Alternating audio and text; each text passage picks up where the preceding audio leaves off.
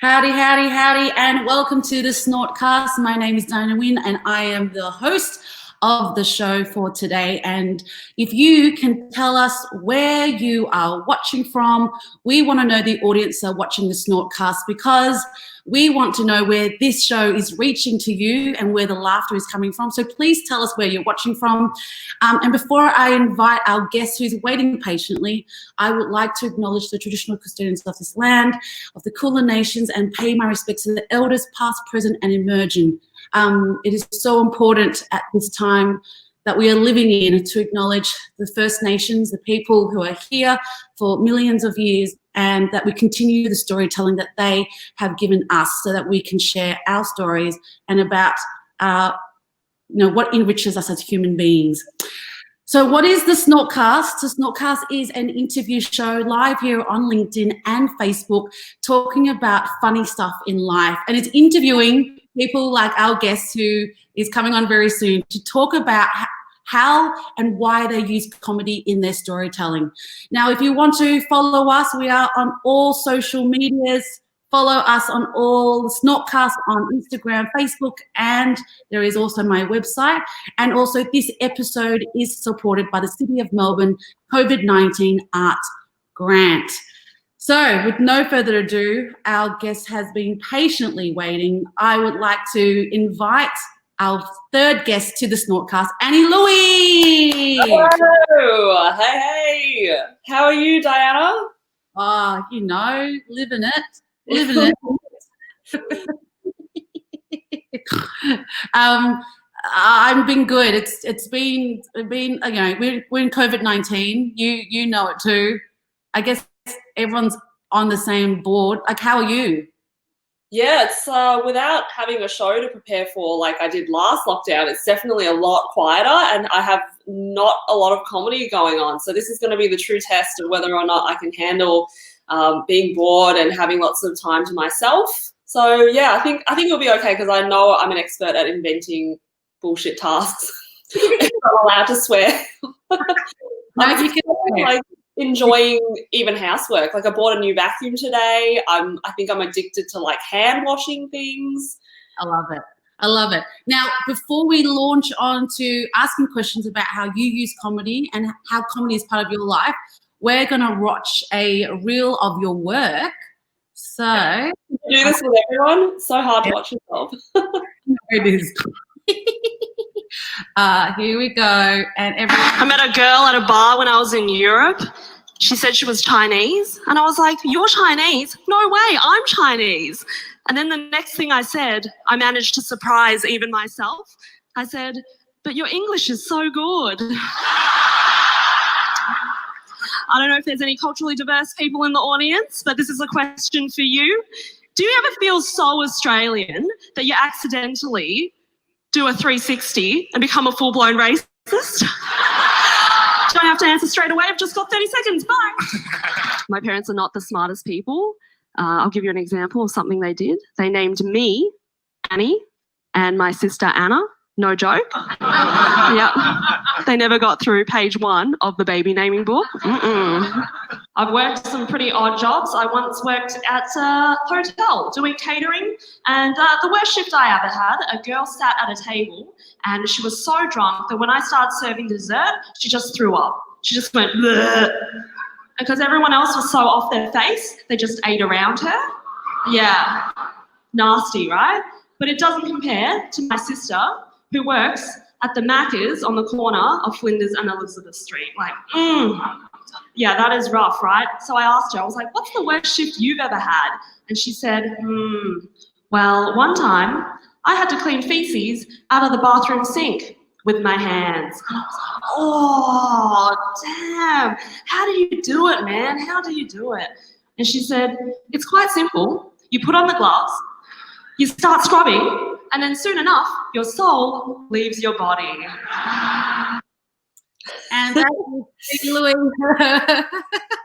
her reel, her work. And just a little bit about Annie. She's a professional comedian, presenter with experience in TV and radio. She started doing stand-up as a teenager and became national finalist in the Melbourne International Comedy Festival Class Clowns competition. Since then, she's appeared in the Herald Sun, The Age, and on Triple J's Good Australia Friday show. Is that how I said it? As kind of down with the youth lingo. That's it. She's also performed around Australia and internationally at the Edinburgh Fringe and New Zealand Fringe festivals, and she's also a regular guest on the ABC Breakfast with Sammy J, and is one half of Annie and Ando on Joy 94.9 FM. Annie, what else have you done? I think that was a pretty good summary. It's a lot. I feel overwhelmed by all of that. Who are you? So you got into comedy at a young age because how long have you been doing comedy now for? When I first started, it was 11 years ago. Wow. Yeah, things have changed a lot. I was super young then doing that competition, and back then it was just doing it was the goal, having fun, try something new. And now it's shifted into actually being a career, a totally different mindset to doing that. And can I ask, what is your first memory of comedy in your life? So you've said you started doing comedy at 11 years ago, but what is the first memory that you have of you making people laugh? Probably when I was super young in primary school, I would write my own plays and I would make my friends perform them, and we'd spend our recesses and lunchtimes rehearsing, and the school was pretty supportive and they let us perform at assemblies. So my friend Jenny, another Chinese girl, was always the innocent one, and I found playing the villain a lot more fun because I got to be funny in it. So I would always cast myself as that. And then as I got older, I went to high school and we had an improv day or some games that was attached to the end of a spelling bee while they adjudicated the results. And so I put my hand up to try it and everybody laughed so hard, including the bullies. And I was amazed. I was like, if the bullies can laugh, the power of comedy. And I got after that. So then after that, I entered the competition and it became a lifelong addiction, I guess. It's interesting when you talk about bullies because I felt the exact same thing. I was bullied when I wasn't bullied, but I was on the outer. I wasn't the cool kid, but I used exactly what you said as power to be socially in with people.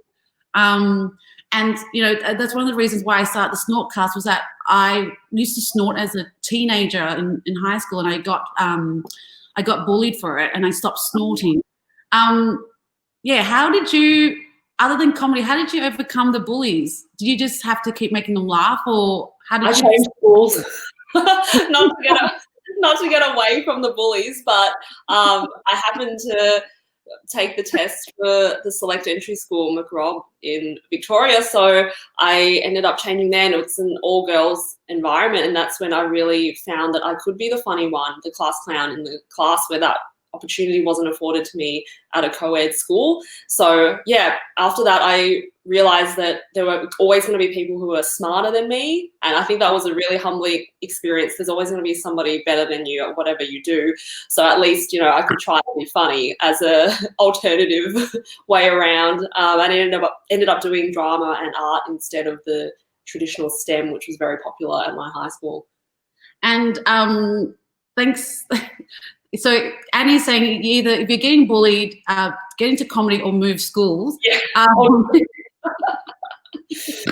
And just if anyone's watching on LinkedIn, Facebook, thanks for watching in. We've got people from Bahrain, the Midwest of America. We've got Houston, Texas, Greece. We've got Alaska. Woohoo, Alaska. Thank you so much for joining us and snorting with us. I have Annie Louey, who's talking about comedy with us. I met Annie. I had heard about Annie, but I didn't meet her and her comedy until I went to see her solo show in 2018 by the South Bank Waters in the Melbourne International Comedy Festival. And we had a connection when she made a joke about LinkedIn and I snorted in her show. I said, I don't understand LinkedIn. That was the premise, and you laughed so hard because your friend was dobbing you in. I was like, does anyone have LinkedIn? And this guy was like, this woman. I think. And so that's the magic of the story, is that night, the next morning you wrote on your Facebook, someone laughed, snorted, and I said that was me, and that's become our friendship since then. And you've been performing all around Australia, Edinburgh as well, and this year we were meant to have a show at the Melbourne International Comedy Festival 2020, but the show got cancelled. Although I would have loved to do a combined show, that would be pretty wild. Yes. How are you traveling with the comedy festival closed, and what have you been doing to keep yourself busy during this pandemic? Yeah, I also received a grant from the City of Melbourne to put my show online. So I really didn't think I would be performing it this year at all. I've become a little bit wary about the festival circuits and how we as performers have to pay to perform, which is quite shocking to a lot of my friends, because they think it's all curated and that we should at least be invited and paid. But we take on that financial risk, and especially leading up with COVID, we were in that limbo of not knowing whether to pay for more marketing or to put everything on hold, and we both paid for a lot of flyers and posters. So it became like, with all this waste and money gone down the drain. So I thought I definitely won't be doing the show until next year, and I'll think about it again and what model it should take. But once I got this grant, I've explored the online, and it's like so much opportunity there, including being able to reach more people than I could fit in a room if I was performing live.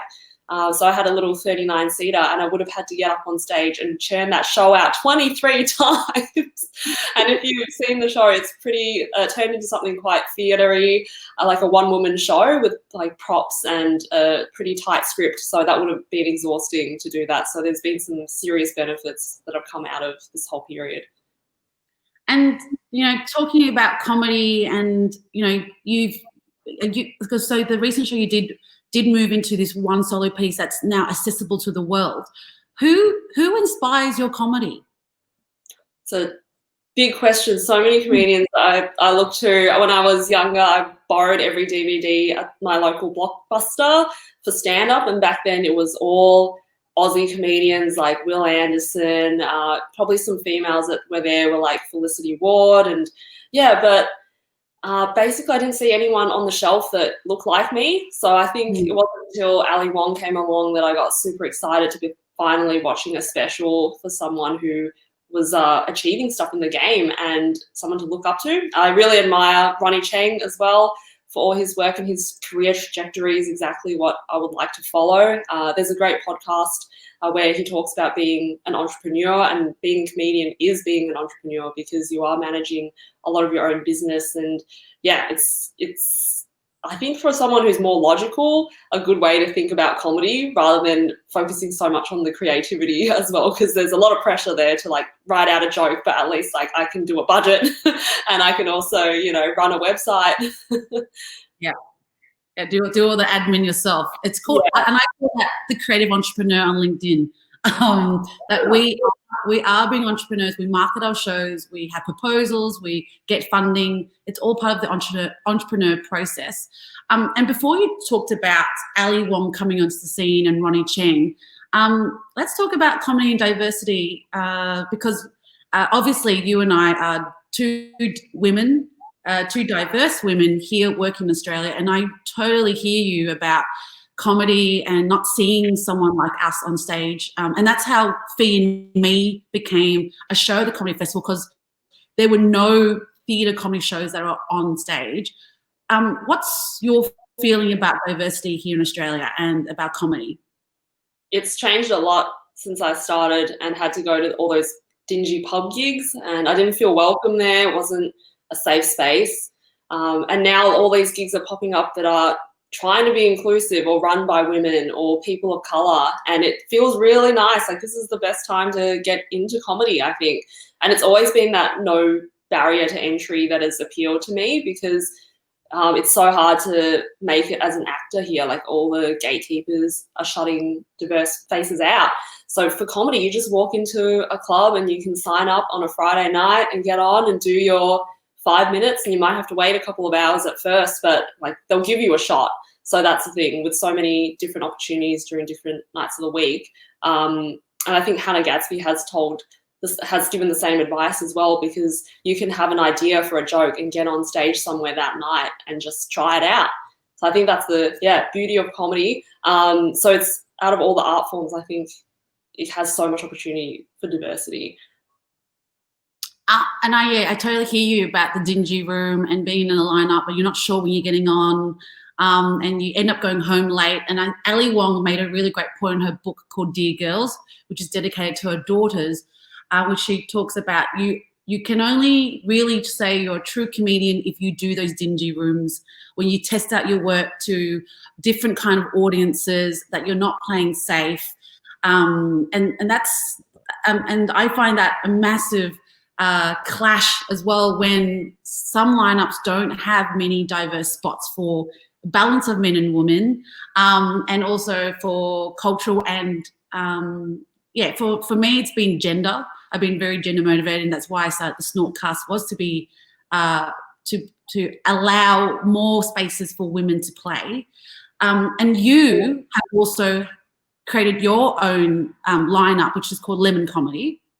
So I've taken over some of the Australian branding for Lemon Comedy, which was started by Lorelei Matthias, who's from the UK. So we had one show earlier in the year and we were going to make it a regular thing, but now, alas, we can't.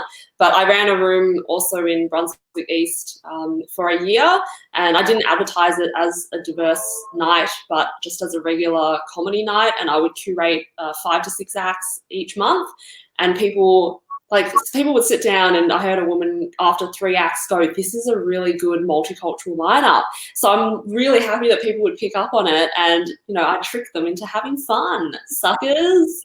And, well, it was free actually. It was part of it was at a pizza restaurant. So but I guarantee you that as a woman and person of color, when I see a lineup that is all white or all men, like, we pick up on that. That's the first thing we notice. But then for some of those room runners, they'll say like, "Oh, I had no idea. Like, thanks for alerting me. I'll be aware of it." But it has to be like they go to a lot of effort to try and see what we immediately see. So it's kind of mind blowing to me. It's a good point you make, because there is, I think, an ignorance and a laziness when it comes to the proactiveness of diversity. And I think it's really important for us, and I know it's like a step that we have to keep doing, is to say, have us on your lineup, diversity, like have your eyes wide open, like have a bird's eye and not like a central vision, tunnel vision. I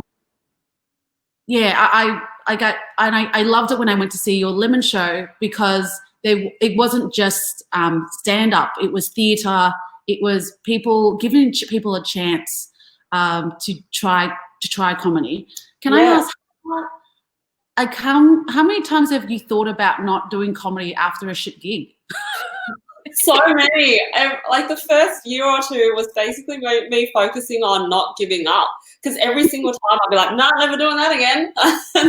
In fact, I ended up getting a mentor and joining the Tessa Waters mentoring program. She's a comedian, and that was my one main goal that I asked her about at the start of the year, was that I want to know whether or not I'm really funny and whether I can handle it and stay in it. So I have to sometimes take a step back and remember that was the original goal, and everything else is like a huge bonus because I've come so far from there. And I think even now I still think about like, oh, if I have a really shit gig, like, oh, maybe it's not for me. Like, there's still doubts will come in, but ultimately I've come too far to just give up now. And I would keep thinking of all the people who are like, not funny, but they're just doing it, So those people inspire me a lot as well. And talking about inspiration, you inspire me, Annie, because when I saw that show in 2018, I heard about you being a burn survivor and how through the darkness you bring light, and that's why I love you so much. And anytime I have a lineup, I call Annie first. Oh, all right. Nepotism for the win. The show there, that's the Butt Donut poster on the wall. Yeah, that was 2017, and I think it was inspired by all the things that I thought were kind of tragic in my life, but I always thought there was funniness in all parts of life. So even when I was in hospital, so I fainted into a fire when I was 16, and I spent like 2 weeks in hospital, had no vision in my left eye, and they weren't sure, would I be blind? We'll just wait until we take the bandages off. And even then, like, I've still found like there were heaps of things to laugh about. Even the fact I was like, I'm so bored, I'd like to read a newspaper. Oh shit, I can't. Like, you know, like as a 16-year-old, even the most like boring activities, like, okay, I've got nothing to do, just sit, I guess. So a lot of time to think. But yeah, I did become pretty depressed after that, and it was coming out of that I decided to do comedy. So I think a lot of comedians are, we have like a third eye because we've seen some heavy shit, and we know that, you know, the highs are even sweeter when you've been to the worst of the lows. Yeah, you're right about me. I do love tragedy in comedy. It's so Shakespearean of me. It's like balance of it. But yeah, I guess for me and for the audience that are watching, I think people just assume that laughter is just like the ha ha ha ha. But you made a great point about the third eye, and then you made a joke about not being able to see through your eye while reading newspaper.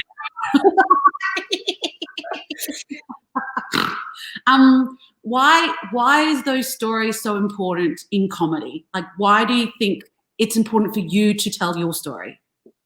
I haven't heard anyone with a story similar to mine, and I think everyone has a unique story that should be told, because no one's going to have those exact combination of life experiences.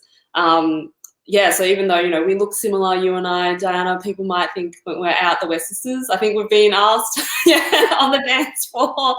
But there's, you know, your comedy is so different to mine, and, you know, my comedy is so different to Ronnie Cheng and Ali Wong. So I think the more different flavors that we have, the better. And it's ripe for people who haven't like tried comedy before, because there's no one like you. So just give it a go. Give it a go. And this is like, we've got a question here from an audience member. This is Aaron Fu. He's asked, we'd love to hear your top tips for people in the event scene on making the best during post-COVID-19. How was the journey jumping on online events? Yeah, that's a really good question. Love that. I got a taste of what COVID would have been like last year accidentally, because when I quit my day job, I realized, I was like, oh, I'm going to quit my job. I'm going to get all these gigs. Everyone's going to come knocking on my door. And it was crickets. I didn't realize, like, I wasn't big enough yet to really, you know, have people slamming down the front door going like, take my money. So I had to come up with things to do myself, like how to upskill, like what do I want to learn? Where can I go? Who can I network with? So even though it felt like I was having a lot of brunch with people, it was for a really good learning experience. So connecting with people now, like with Zoom, I think I will be going out and eating brunch less, because I can connect with people immediately and ask them for advice. And everyone loves giving advice. I think that is one of the top pieces of advice I ever gave. If you reach out to someone, they're very unlikely to reject you for a coffee, because they really want to pass on that knowledge as well. I have done a few Zoom gigs now, and the first one was pretty difficult because you might be working with someone who's not a experienced MC, for example. So sometimes it's not you. If it felt like a gig sucked or an event was not a success, there's a lot of other factors at play. So for instance, maybe the audience wasn't warmed up enough, or they didn't know what to expect, or they put someone with the wrong style of comedy first, for instance.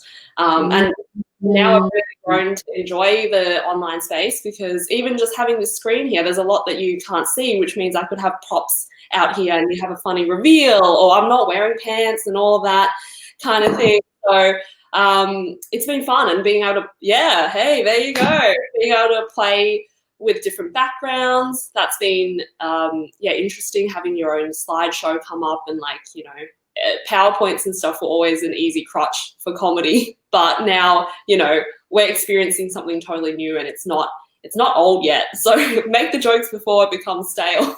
That's it. And just if you are watching on LinkedIn, Facebook, tell us where you're watching from. We have Annie, Louey here. We have Ksenia watching from Melbourne. We have Bangladesh. We have Singapore. We have the Emirates. We have Canada and Melbourne, Chile. Thank you so much for joining. Annie Louey is a comedian here in Australia. She also does spots for the ABC Breakfast with Sammy J on Tuesday mornings, and she is also one half of Annie and Ando on Joy 94.9 FM. My question is, how have you gotten up so early in the morning, dude? Yeah, it's been a month now where I'm waking up at 4 o'clock in the morning, and our show is from 6 to 7, and that was the one thing that terrified me beforehand. I was asking everyone, like, how do you do it?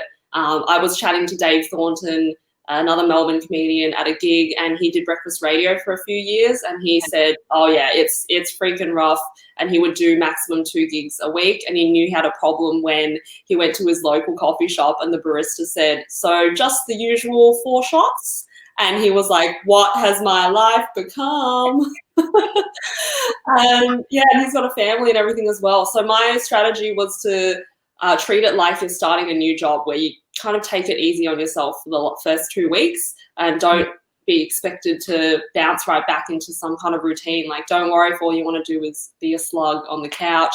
And then after 2 weeks, I started introducing like some walks and a bit of exercise.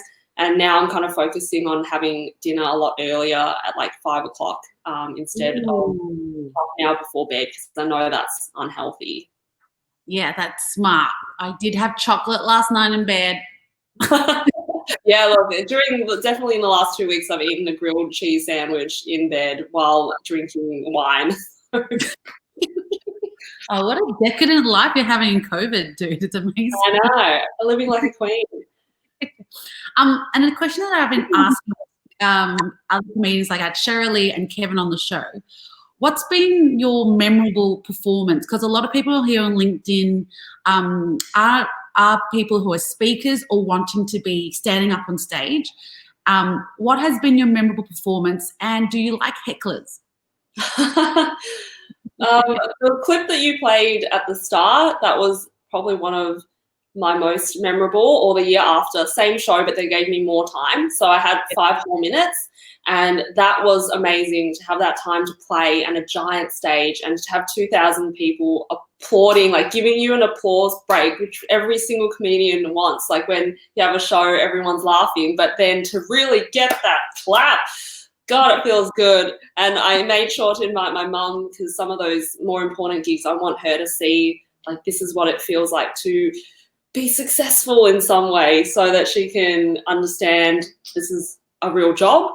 And she was there as well, and she was, filming on her little smartphone. And yeah, I think that was a really amazing moment.